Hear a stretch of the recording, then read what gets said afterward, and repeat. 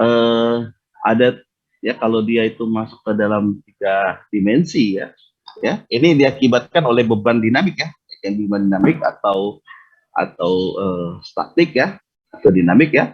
Jadi dia akan mengalami apa?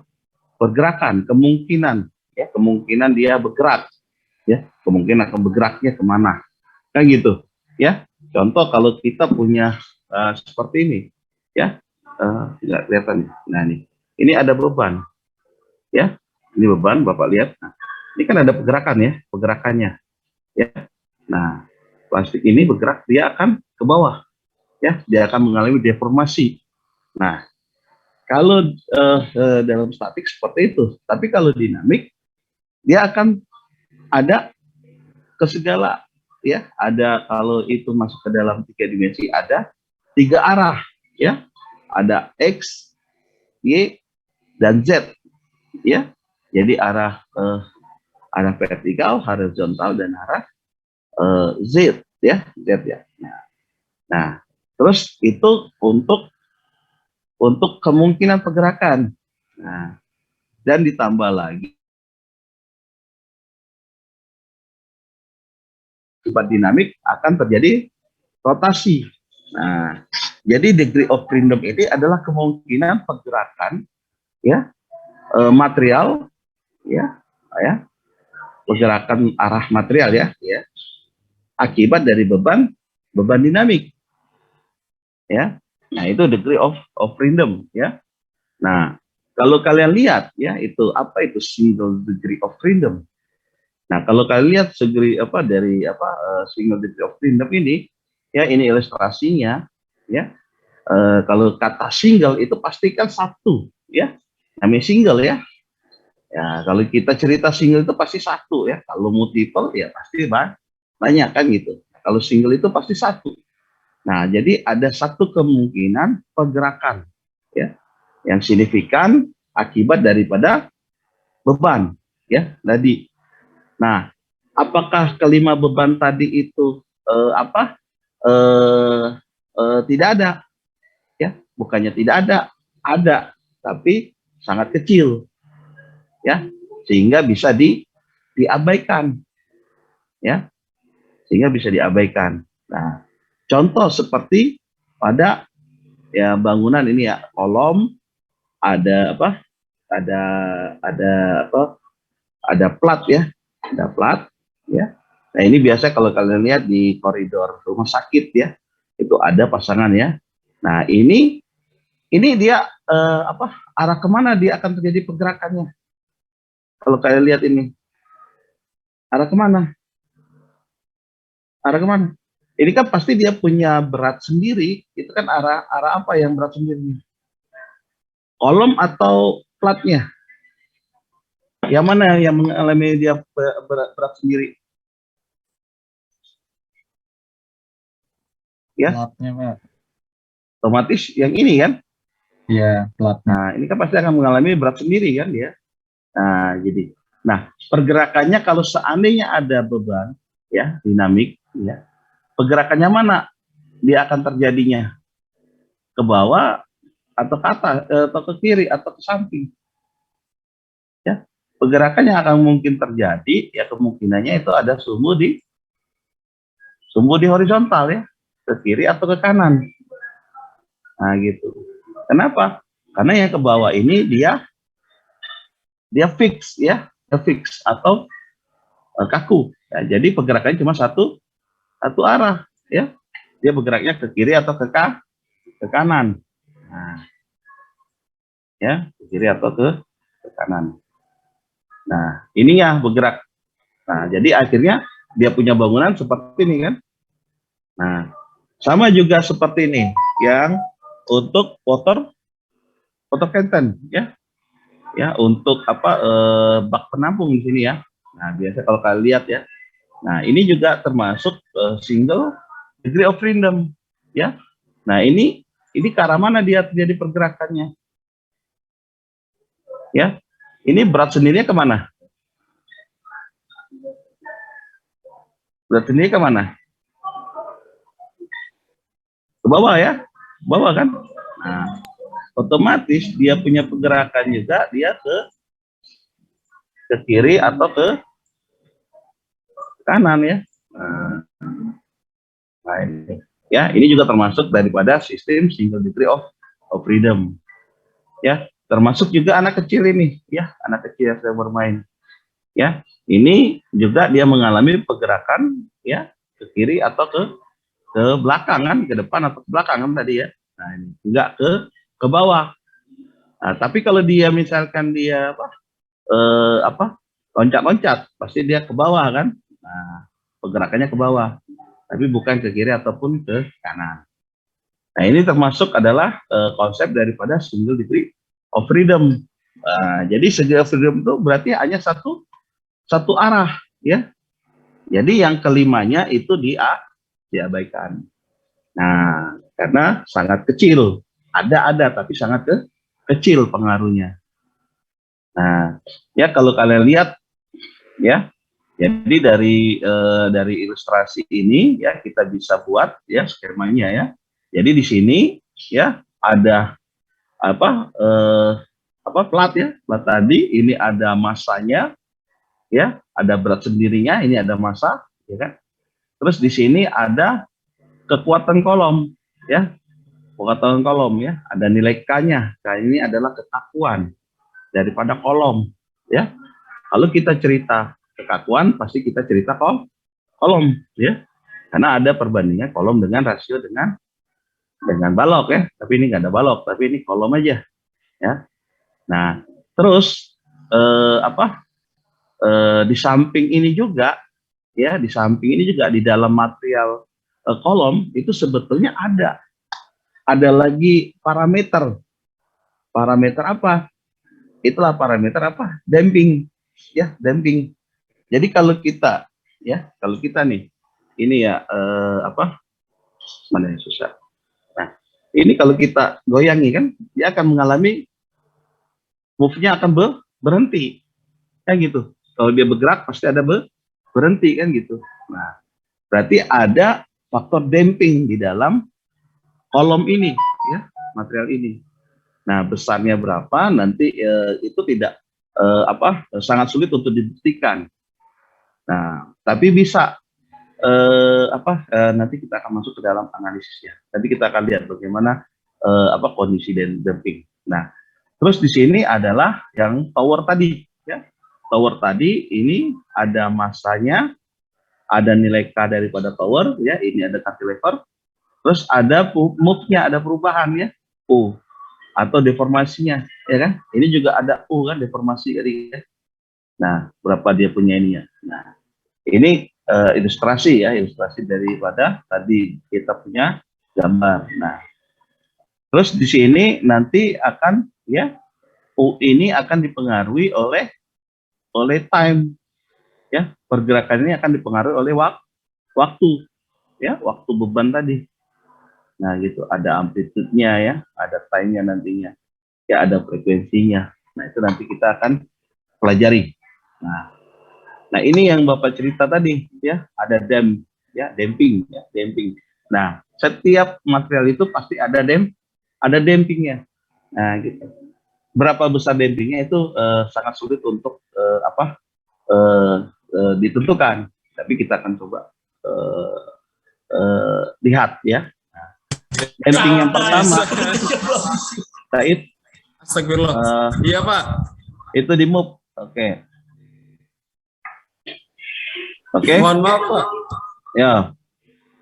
Oke, kita lanjutkan ya. Nah kalau kalian lihat ini ada dua ilustrasi damping ya, damping. Nah yang pertama ini ya, ini benda itu mengalami beban dinamik ya, beban dia bergetar terus ya, tapi tidak mengalami zero kayak gitu ya. Nah gitu terus dia, nah continuous ya. Nah yang kedua adalah dia mengalami perubahan ya, sampai menunjukkan benda itu diam. Ini kondisi benda itu diam ya. Ya coba kalian lihat ya, kalau terjadi gempa ya, kalau seperti bangunan ya, terjadi gempa, ya kan?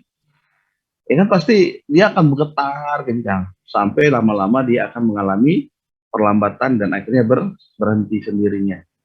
Nah gitu. Jadi respon akibat beban dinamik terhadap benda itu akan ada faktor dampingnya. Nah, ya. Nah, nanti kita akan masukkan itu ke dalam sebuah persamaan. Nah, ini kalau kalian lihat ya ilustrasinya ya. Ya, ini kalau kalian lihat ya, ini ada apa?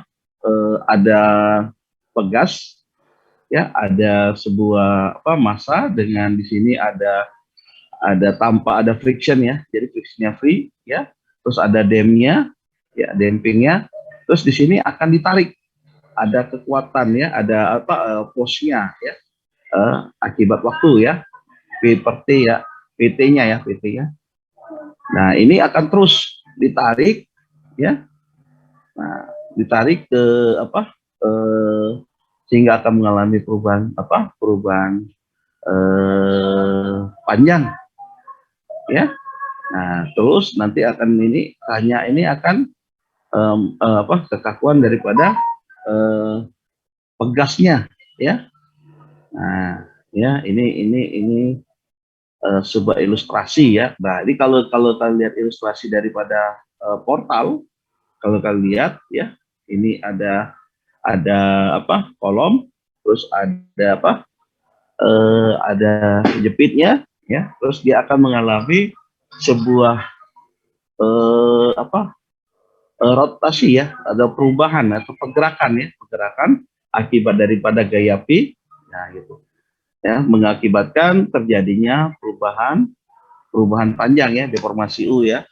Nah di sini akan ada viscous dampingnya, artinya viscous damping ini dia akan menarik lagi apa, biar dia itu bangunan itu mengalami kondisi stay tadi, diam ya, sampai dia mengalami kondisi diam ya. Nah ini dia akan bergetar, terus dia akan mengalami kondisi diam. Itu fungsi daripada dampnya, nah, dampernya.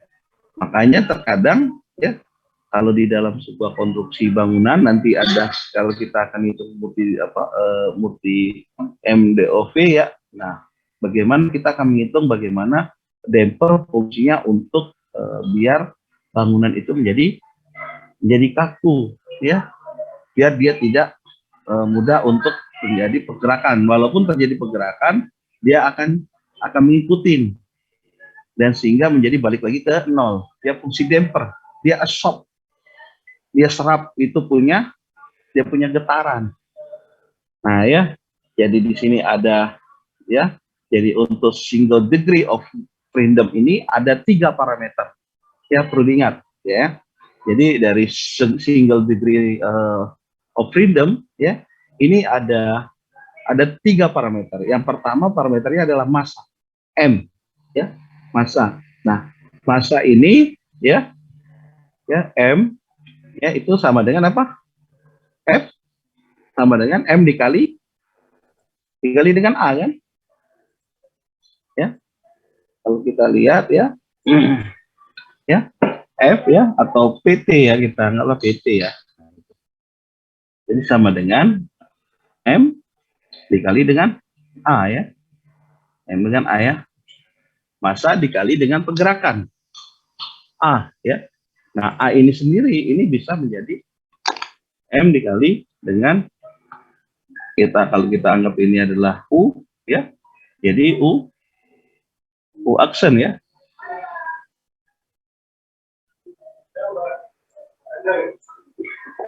Oh iya Pak, mari U aksen ya. Ini U aksen ini mana ya?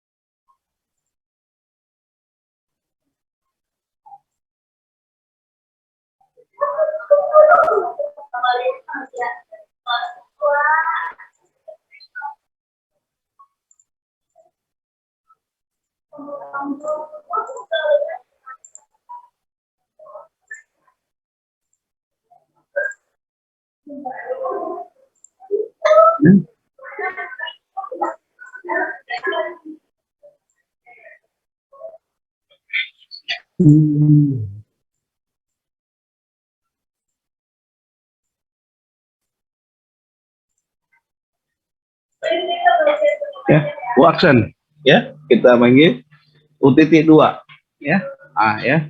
Jadi M ini ya, F sama dengan M dikali A ya.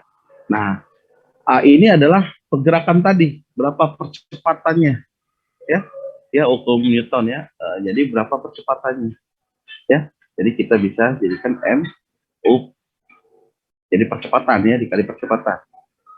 Nah, terus lanjut lagi adalah spring atau kekakuan ya. Jadi kekakuan ya atau spring, nanti Bapak akan jelaskan itu kekakuan bagaimana ya.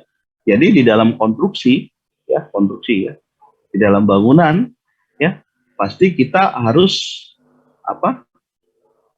Memperhitungkan ya. Jadi kalau kita mendesain sebuah konstruksi, baik kita perhatikan pasti kekakuan, apalagi keseimbangan dan kekuatan ya, itu sangat penting. Nah, jadi kalian harus lihat kekakuannya bagaimana ya. Nah, kekakuan ini ya, ini stiffness ya, itu atau spring K ya. Nah, ini bagaimana kekakuan pada struktur kalian nantinya ya. Nah, ini kalian harus adalah parameter kedua ya. Parameter kedua ya, itu spring atau K, itu adalah kekakuan pada sistem. Nah, nilai K ini adalah nanti kita akan lihat bagaimana nilai K ya. Oke. Terus selanjutnya adalah kita membahas tentang parameter K tadi ya, kekakuan pada konstruksi. Nah, kalau kalian lihat ya, ini apa hukum law ya, hukum Hooke ya. Ini terjadi ya, ini spring ya. Terus ada terjadi pembebanan ya, dikasih beban di bawah, dia dikasih beban pertama ya, dia akan mengalami perubahan panjang X. Selanjutnya dia ditambah lagi beban, dia akan mengalami perubahan panjang lagi, lebih besar lagi 2x ya. Artinya apa ya, F ini sama dengan K dikali X ya, artinya gaya ya, gaya berbanding linear dengan apa, berbanding linear dengan gaya gaya kan, berbanding linear dengan X ya, atau deformasi kan ya, menghasilkan apa, nilai kekakuan tadi, K tadi ya. Jadi gaya ini berbanding linear terhadap deformasi atau perubahan ya kan ya, akan menghasilkan hasil nilai kekakuan pada kondisi struktur tadi. Jadi kita bisa membuat sebuah rumus F sama dengan K dikali X ya. X ini adalah bisa juga U ya, ada perubahan panjang tadi ya, perubahan panjang tadi. Nah ya, jadi di sini ada nilai apa, nanti kalau kita ilustrasikan pada portal konstruksi portal ya. Jadi di sini ada perubahan ya, akibat daripada gaya tadi, akibat daripada gaya ini ya, akan mengalami perubahan U. Maka di sini akan terjadi apa? Terjadi apa? Ada gaya dari luar, maka akan terjadi gaya perlawanan dari dalam konstruksi ya. Jadi di sini ada perlawanan kan. Nah, yang disinilah nilai K ya, K dan C tadi ya. Nah, kita bahas di sini nilai K-nya ya. Berapa kekakuan ya? Jadi kekakuan rasio ini berapa? Kekakuan konstruksi ini ya, dia dapat ya apa, bertahan akibat pada gaya dinamik ini. Berapa besar dia akan mengalami perubahannya ya, berapa dia ditarik nilai K-nya ini, ya. Ya, nanti kita akan lihat. Nah, bagaimana konsep nilai K-nya. Nah, di sini kalau kalian lihat ya, ini ada ilustrasi ya, di sini ada gambar, di sini jadi ada kekakuan itu adalah rasio daripada di kolom dan di kolom dengan di balok ya, ini di balok ya. Nah, ini ya, di balok ya.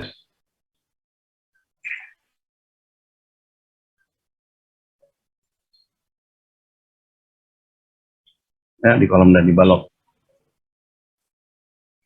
Nah, ya, nanti kita akan lihat ya, nilai K itu sama dengan 12 dikali E. E ini adalah modulus elastisitas ya, modulus elastisitas daripada bahan kita ya. Material kita apa? Ya, modulus elastisitas bahan. IC ini adalah apa? Inersia ya. IC ini adalah inersia kolom. Inersia kolom dikali dengan 12 rho. Ya, rho ini adalah apa? Porosity ya, porosity rasio daripada kolom dengan balok. Nah, dibagi ditambah 1 dibagi H pangkat 3 dikali 12 rho ditambah 4. Nah, ini ada selanjutnya adalah ilustrasi yang B. Yang B ya. Ini kalau seandainya ya kekakuan antara kolom dengan balok ini adalah kaku ya, kaku nih. Maka ya nilai EIB ini sama dengan tidak terhingga. EIB tidak terhingga. Kalau kita masukkan ke dalam ini, kan ini roh ini adalah rasio daripada inersia kolom dengan balok ya. Ini kekakuannya. Ya, rasio tadi adalah rasio daripada inersia tadi balok per IC. Nah, kalau di sini EB-nya tidak terhingga, ya kan? Di sini kita punya terhingga, dengan terhingga berarti kita punya rho adalah apa? Rho dibagi rho. Rho dibagi rho berapa?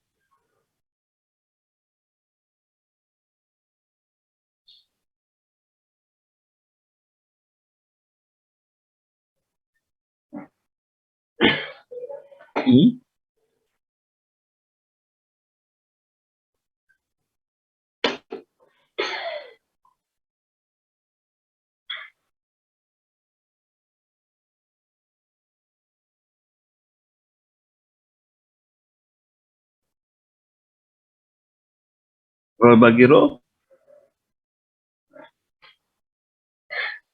Ini maka di sini nanti ya, ini balok ya, IB-nya ini letak terhingga, kita masukkan I-nya terhingga, L-nya ini ya, ini maka akan hasilnya berapa ini?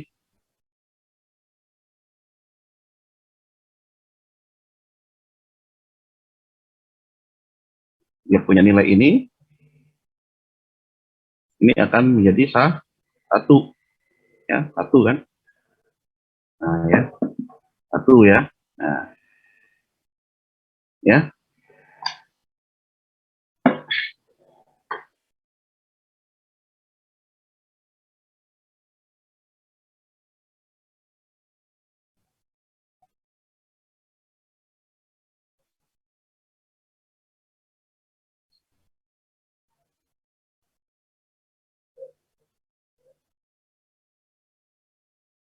12 ya. Nanti ini adalah K-nya adalah kolom ya, sigma ya. Ini adalah berapa jumlah kolom dikali dengan 12 dikali EIC ya. EIC ya, EIC dibagi H pangkat 3 ya. Ini H-nya ya. H. Jadi 12 dikali EIC per H pangkat 3. Ya, ini untuk nilai K di yang kalau dia kekakuannya ini kaku ya, dia mengalami di sini ada cantilever ya, kekakuan kolom dengan balok ini adalah kaku ya, kaku. Nah, ya selanjutnya adalah kondisi ilustrasi yang ke B.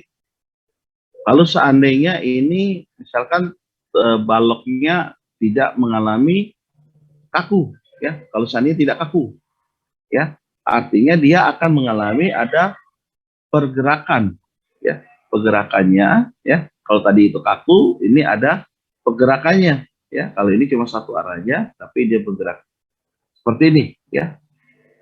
Ini karena tidak kaku, ya. Ini kaku, tapi baloknya misalkan tidak kaku. Maka EIB itu sama dengan 0, ya. Maka kita masukin, ya, EIB sama dengan 0, ya, rohnya ini adalah 0, ya. Ya, rohnya 0 kan? Jadi 12 kita masukin 12 dikali 0 ditambah 1, 12 dikali 0 ditambah 4, berarti ini seperempat. Seperempat kita kalikan dengan 12 EI, itu sama dengan 3 EC per H pangkat 3. Artinya kalau untuk yang tidak kaku, ya, antara balok dengan kolom, ya, ini akan menghasilkan nilai K-nya adalah 3 EI, ya, EIC. EIC ini kolom. Kali H pangkat 3. Ya, kalau ini adalah kaku, ya, kondisi kaku, ya. Kondisi kaku itu berarti dia cuma bergerak satu, ya, ke arah PS. Berarti kekakuannya, ya, kekakuannya kan K di sini, ya. Nah, ini yang dihasilkan adalah 12 EI C pangkat H pangkat 3. Tergantung berapa jumlah kolom. Kalau kolomnya di sini 2, berarti di sini 2 dikali 12 EI kan. Nah, EI C per H pangkat 3. Nah, ya. Oke. Nah, oke, kita lanjutkan ke dalam contoh. Nah, contoh soal tadi, ya, contoh soal.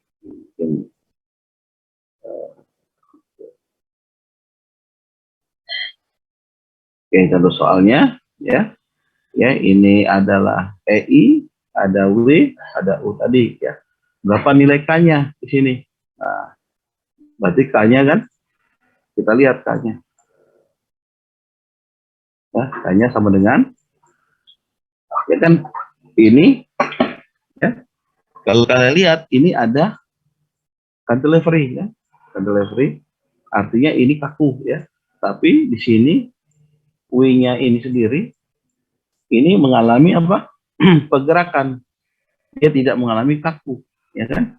Kalau dia tidak kaku, berarti kita masukkan ke dalam apa? Samanya. Ya. 3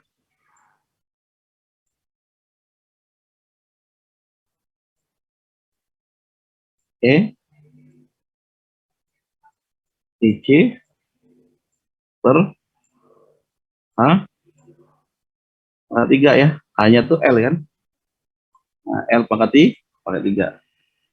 Ya, bukan 12, ya, tapi 3 kekakuannya, ya. Nah, sedangkan yang di bawah, konstruksi yang di bawah, ya, di sini, ya, EB-nya ini tak terhingga, ya. EB-nya kaku, tapi di sini dia punya apa? Punya peletakan sendi kan? Peletakan sendi. Nah, artinya di sini tidak kaku. Artinya dia akan mengalami seperti ini kan? Nah, ya, perubahannya, ya. Nah, berarti dia K-nya apa kan? Sigma 3 EI EC, ya, dibagi H pangkat 3. Ini sama dengan, karena kolomnya ada berapa? Ada 1, ada 2. Berarti 2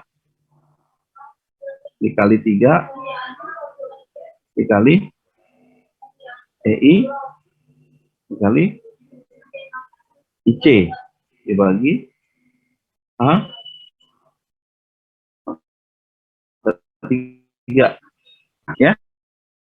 Ini untuk kekakuan, ya, jelas untuk kekakuan. Untuk kekakuan, jadi kekakuan pada konstruksi. Jadi setiap konstruksi itu pasti ada kekakuan, ya. Jadi kalau kita cerita konstruksi gedung, ya, pasti dia ada kolom, ya, ada gedung tanpa kolom. Ya, ada nggak? Kira-kira, Anita? Nggak ada ya? Ada, Pak. Ada. Nah, gitu. Jadi kalau kita cerita gedung pasti ada cerita kolom, pasti kita balok. Nah, kalau kita mendesain, dasar daripada kita merencanakan sebuah bangunan, pasti kita harus menganalisa bahwa bangunan itu kaku, memiliki kekuatan dan keseimbangan. Harus diperhatikan itu deh, ya. Nah, jadi setiap material itu punya kekakuannya. Karena apa? Nilai ada kekakuan tadi, dia punya E modulus tadi, ya, punya E modulus nilai K-nya. Berapa dia nilai K-nya? Terus ada inersia. Ada yang tahu apa rumus inersia? I sama dengan berapa? Ada yang tahu nggak? I sama dengan 1/12 BH pangkat 3, Pak. 1/12 B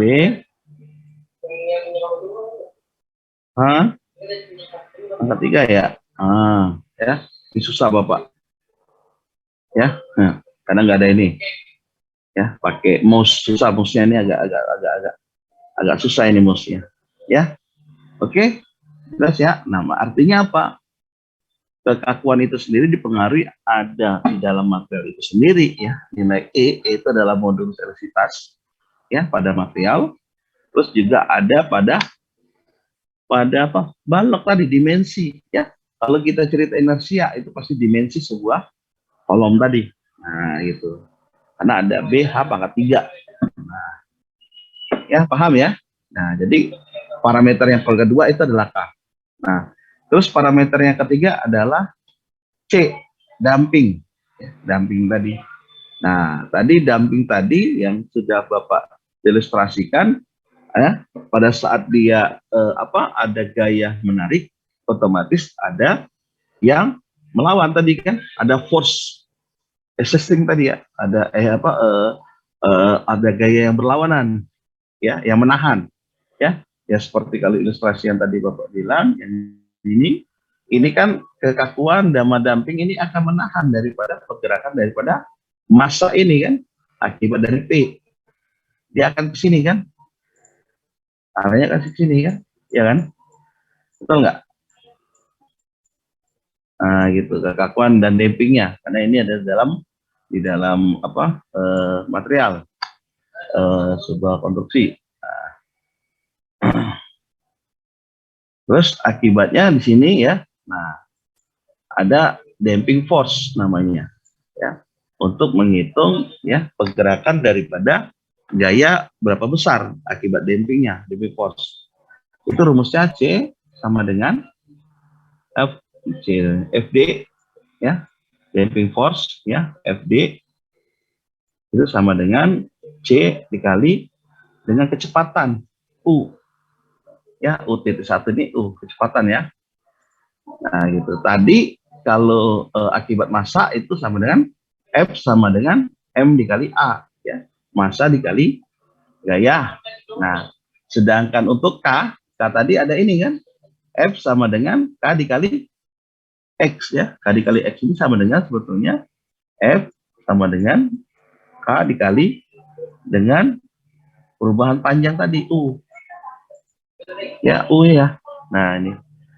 Nah, dari konsep ini ya, dari konsep yang tadi ketiga tadi parameter, ya, maka di sini ya akan kita buat ilustrasi tadi ini, hukum Newton kedua, ya, hukum Newton kedua kan, ada terjadi aksi dan reaksi.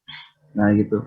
Jadi kalau kita lihat di sini ada gaya, ya kan, pasti di sini ada aksinya yang menahan tadi, ya kan, betul nggak?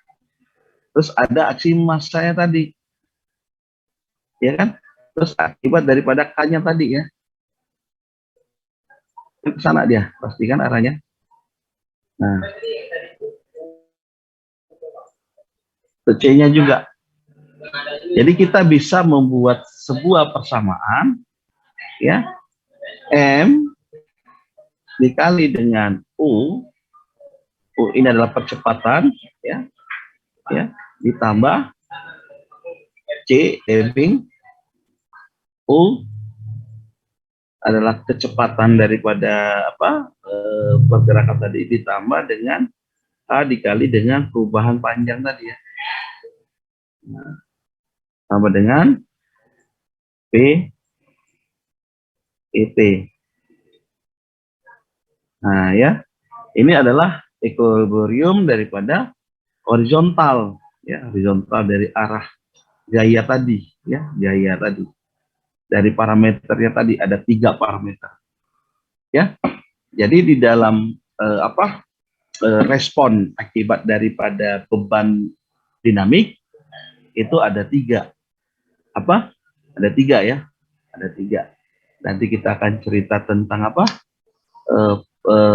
dia punya frekuensi, getaran, sama waktu. Nah itu. Terus di sini nanti ada massa, ada dampingnya, ada kekakuannya, ya, yang diakibatkan oleh percepatan sama kecepatan dan perubahan panjang. Nah itu, ya. Nah ini, jadi ini adalah nilai parameternya, acceleration, velocity, displacement pada si sistem, ya. Nah, oke. Terus di sini ada klasifikasi daripada pergerakan dinamik.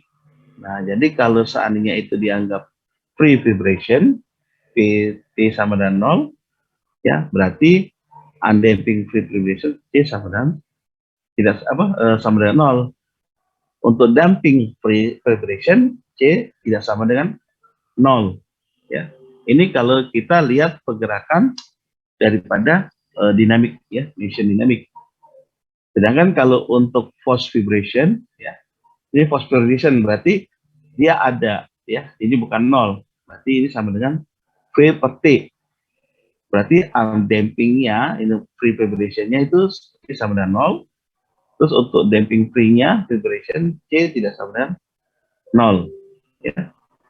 Jadi kalau kalian lihat, ini ada 2 klasifikasinya. Ya. Sampai di sini ada yang perlu ditanyakan untuk sistem single degree of freedom, ya. Jadi kalau kita cerita single degree of freedom itu ada 3 ya, ada 3 parameter: massa, damp, dan kekakuan, ya. Nah, tugas kalian, ya, ini tugas kalian, tugas pertama, ya, tugas pertama, ya, buat contoh soal, ya, cari contoh soal, ya, 2 contoh soal, ya, 2 contoh soal, ya, jangan sama nih, ya, jangan sama dengan satu yang lain, ya. Jadi nggak sama itu artinya berarti nilainya harus dibedakan, ya. 2 contoh soal tentang single degree of freedom, ya. Nanti dikumpulkan di e-learning, ya. Nanti Bapak akan cek, ya. Bapak akan buat di dalam e-learning. Paham? Ya, 2 contoh perhitungan, ya. SDOF sistem, ya. Terserah, ya. Nah, cuman kalau seandainya kalian misalkan soalnya bukan sama teman ini, angkanya harus diubah, ya, biar kalian tahu, paham, ya. Nanti ini ada sebuah persamaan. Nah, persamaan ini ada persamaan nanti ke gelombang. Nah, nanti Bapak akan kita akan pelajari lagi, ya. Ini nanti gelombang, ya. Ada frekuensi, ada amplitude, ada nanti waktunya, ya. Nah, kalian coba cari dulu, ya, contoh soalnya, ya. Nanti minggu depan kita akan bahas, terus kita akan pelajari lagi untuk bagaimana segi SDOF sistem ini dalam menganalisis pada konstruksi. konstruksi, ya, konstruksi bangunan. Ya, ada yang perlu ditanyakan sampai di sini? Untuk pengenalan daripada Degree of Freedom, untuk SDOF-nya, ada yang perlu ditanyakan? Ya,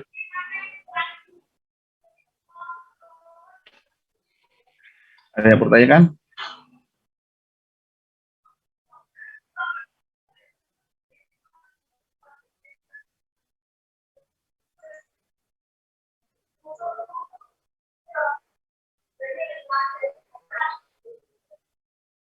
Nanti kita akan belajar tentang tadi ya, klasifikasi tadi ada SDOF dengan getaran bebas, terus ada dengan tanpa getaran ya, atau dengan redaman dan tanpa redaman ya.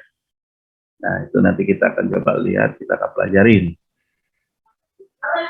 Ada yang perlu ditanyakan? Ya.